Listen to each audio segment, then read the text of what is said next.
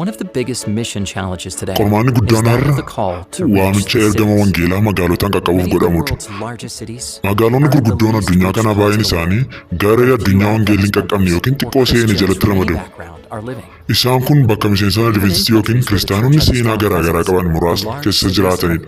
Haa ta'u iyyuu malee magaalota gurguddaa bakkuma manni sagadaa baay'ee jabaatee jirutti iyyuu miseensonni Adventistii baay'ee muraasadha. Kitaaba Sheek Tajaajila magaalotaa jedhu keessatti Ellen White akkas jetteetti. Akka Waaqayyo isaan irraa barbaadetti yeroo hojii hojjetan bu'aan isaa sochii gurguddaa uumuu fi geggeessuufidha. Homaa shakkii hin qabu. Hundumti keenya kan argu akka hawwina. Kanaafuu magaalota qaqqabuuf Waaqayyo waamicha siif godhe garuu moo'essaa akka jalqabdu yoon beektu ta'e yoo ta'e maaltu ta'a? Ogummaa kana jireenya Kiristoos irraa Ellen White akkas dhiyeessiti. Namoota qaqqabuuf tooftaa Kiristoos qofatu fiixaan ba'umsa namaa kenna. Fayyisaan akka nama waan gaarii isaaniif yaadutti namootatti dabalame. Gara laafummaa isaaniitti agarsiise. Fedha isaaniis isaaniif guute. Achumaanis amannaa isaaniifis mo'ate. Isa booda na duukaa bu'aa jedhee waamicha isaaniif dhiyeesse. The best thing we can do Magaalota qaqqabuu yeroo karoorfannu wanti guddaan nuti gochuu dandeenyu tooftaa Kiristoos hordofuudha. Magaalaa keessa jiraatu akka qabaniif garee namoota hedduu filachuu dandeessa. Haadhota haaraa yookiin barattoota yuunivarsiitii filachuu dandeessa. Warra mana hin qabne yookiis warra qabeenya qaban qaqqabuu dandeessa. Tarii jiraatota magaalaa kee warra baay'ee rakkatan tajaajiluuf fedha qabaachuu dandeessa.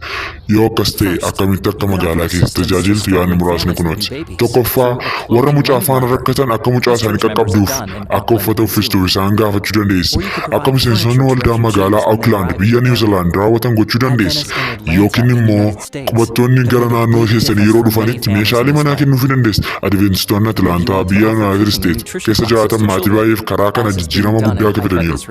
Tarii immoo ijoollota waa'ee nyaataa fi akka itti nyaata bilcheessan barsiisuu dandeessa. Akkuma magaalaa Haifaa biyya Israa'el raawwatan ijoollonni kun kan fayyaa fi cimaa isaan taasisu dandeettii qufatu. Yookiin immoo warri mana hidhaa hin qabne bakka itti uffata isaanii miiccatan dhagna dhiqatan akkasumas bakka itti nyaata fayyaa isaaniif ta'u argatan kennuufii dandeessa. Adventistoonni magaalaa Guatemala karaa akka salphaa ta'een garuu immoo jireenya jiruu danda'uun tajaajilaa jiru. Namoota dhukkuba Alzheimer dhukkubsatan yookiin warra isaan dhukkubsachiisaniif sochii qaama walitti fufaa ta'e akka isaan qabaatan gochuu dandeessa. Waldaan magaalaa Teepee biyya Taayiwaan jiraattota isaanii karaa akkas bareeduun tajaajilaa jiru. Yoo pirojektii kanaa baay'ee beekuu barbaaddu yookiin warra baay'ee miidhame tajaajiluuf yaada kan barbaaddu ta'e marsarii The Mission to the Cities jedhu daawwachuun Serve Your City magaalaa kee tajaajilu kan jedhu tuqaa karaa ittiin tajaajiluu dandeessan barbaaddadha. Akkasumas warri kaanis akka gara hojii kanaa dhufanitti kadhadha. Tooftaa Kiristoos fayyadamuun hafuura isaan guutamuun magaalota wangeelaa qaqqabu. Sana booda akkuma beeknu bu'aan isaa sochii guddaa akka uumu haa ilaallu.